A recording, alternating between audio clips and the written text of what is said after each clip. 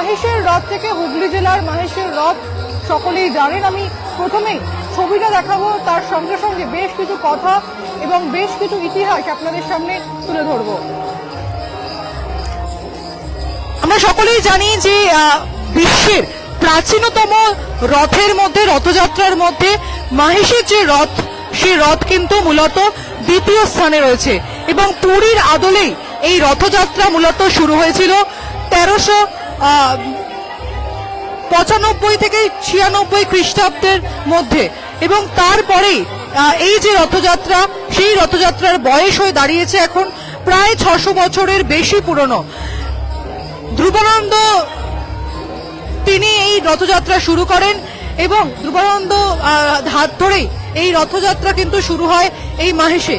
আপনাকে জানিয়ে রাখি যে মহেশে যে রথ আগে ব্যবহার করা হতো, অর্থাৎ শ্যামবাজারের বসু পরিবার যে রথ ব্যবহার করত, তা কিন্তু ভয়াবহ অগ্নিকাণ্ডের জেরে 1884 সালে পুরোপুরি পুড়ে যায় এবং পরবর্তীতে সেই বসু পরিবারের তরফেই কিন্তু এই যে রথ, সেই রথ কিন্তু মূলত তৈরি করা হয় লোহা দিয়ে এবং মহেশে যে রথ এই মুহূর্তে রথযাত্রায় অংশগ্রহণ করে তা কিন্তু মূলত লোহার তৈরি রথ এবং আর কিছুক্ষণের অপেক্ষা, আপাতত শেষ মুহূর্তের যে প্রস্তুতি, সেই প্রস্তুতি এবং জগন্নাথ দেবের যে আরাধনা, সেই আরাধনা চলছে।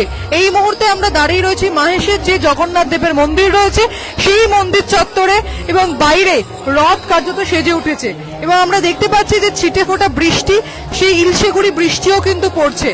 কথিত আছে যে জগন্নাথ দেব যখন মাসির বাড়ি যাবেন তখন সেই মুহূর্তে বৃষ্টি পড়া এবং রাস্তা ধুয়ে যাওয়া তা অত্যন্ত শুভ এবং সেই মতোই কিন্তু আমরা দেখতে পাচ্ছি চারিদিকে একেবারে বৃষ্টির ছবি এবং চারিদিক একেবারে জলে ভিজে গেছে, বৃষ্টির জলে ভিজে গেছে। আর কিছুক্ষণের অপেক্ষা, তারপরেই কিন্তু জগন্নাথ দেব তাকে বের করে আনা হবে এবং তার পাশাপাশি বলরাম, সুভদ্রা, তাদের তিনজনকেই বের করে রথে চড়ানো হবে এবং রথের রশি বা দড়ি টানতে কিন্তু হাজার হাজার মানুষ এই মহেশে এসে উপস্থিত হন। এবং আরো একবার আপনাদেরকে জানিয়ে রাখি, 1396 খ্রিস্টাব্দে মূলত এই যে রথযাত্রা, সেই রথযাত্রা শুরু হয় এবং ধ্রুবানন্দ শুরু হয় এবং তার পরবর্তীতে আমরা দেখি প্রায় 600 বছরেরও বেশি পুরনো এই রথযাত্রা এবং এই মুহূর্তে আমি দেখতে পাচ্ছি যে ভক্তদের আনাগন মন্দির চত্বরে এবং চারিদিকে বিভিন্ন প্রান্ত থেকে সাধারণ মানুষ তারা এসেছেন। যারা উড়িষ্যা যেতে পারেন না, পুরীর জগন্নাথ দেবের দর্শন করতে পারেন না, যাকে বলা হয় নীলাচল, সেই নীলাচলে পা রাখতে পারেন না, তারা কিন্তু এই বাংলার মহেশ অর্থাৎ যাকে বলা হয় নবনীলাচল, সেই নবনীলাচলে এসে উপস্থিত হন। এবং নবনীলাচল কেন বলা হয় নবপুরী বা নতুন পুরী, সেইখান থেকেই চৈতন্যদেবের সময়ের থেকেই কিন্তু এই জায়গার নাম হয় নবনীলাচল।